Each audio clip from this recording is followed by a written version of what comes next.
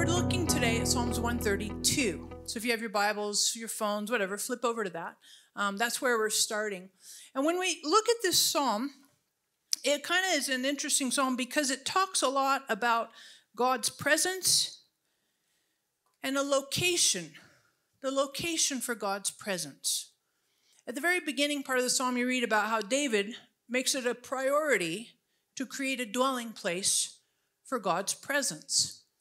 But I want us to back up the train a little bit because we kind of have come to be aware that the temple, which was built in Jerusalem, was the permanent structure, so to speak, dwelling place for God's presence. But prior to that, I want us to appreciate that throughout Israelite history, from Moses on, there was a progression for the dwelling place for God. And we see this with Moses. At the very beginning of prioritizing God's presence, God's dwelling place, Moses gets the framework pattern for the tabernacle.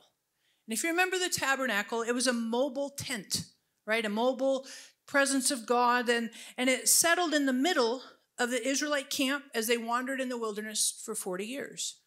And in the tabernacle, there was kind of this progression of furniture that led to the Ark of the Covenant. Anybody see Raiders of the Lost Ark? Right? So that's the idea of it, except your face didn't melt off if you opened it up. You just died. You didn't have a melting face. But this mobile tabernacle, mobile tent, went and it was a location for God's presence. And I think ultimately what we're seeing here is that the Israelites prioritized God's presence. Even Moses said, we're not going to leave God unless you come with us. We're staying wherever you are, God. We want your presence. It's our top priority. So the Israelites wandered in the wilderness for 40 years. Then, if you remember, they conquered the promised land.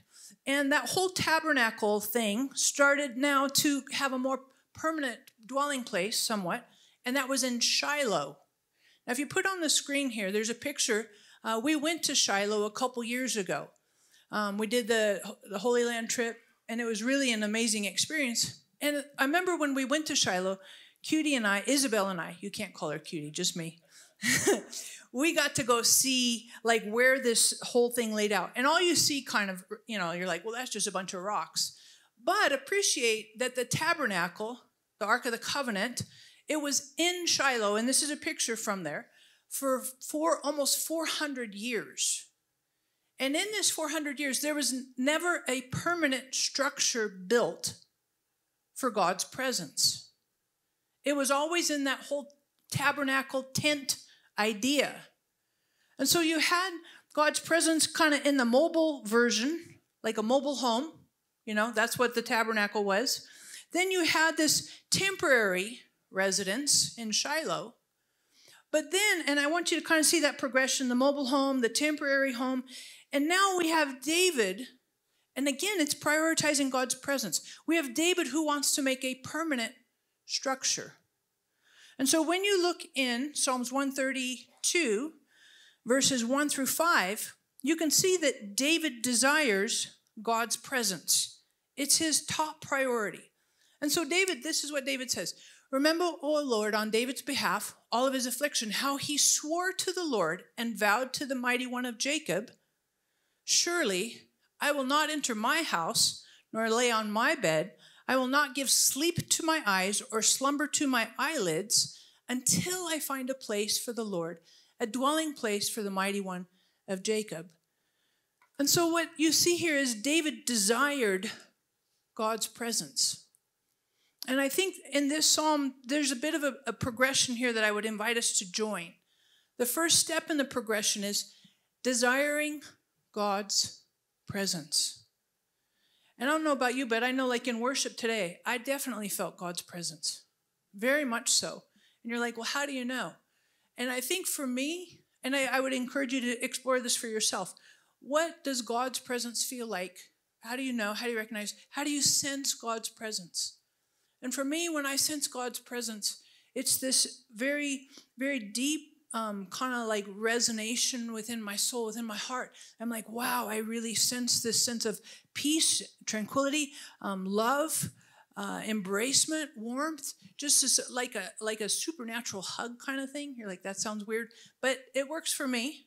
But each of you has your own way to describe experiencing God's presence. How many of you could agree there's some of that you feel that, you recognize that? I sense there's something here that's not just human.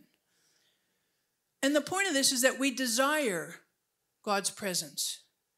And that was David's, that's what you see in these first 5 verses is David desired God's presence such that he was willing not to sleep, he was willing to work hard, he was willing to pursue, to prioritize God's presence.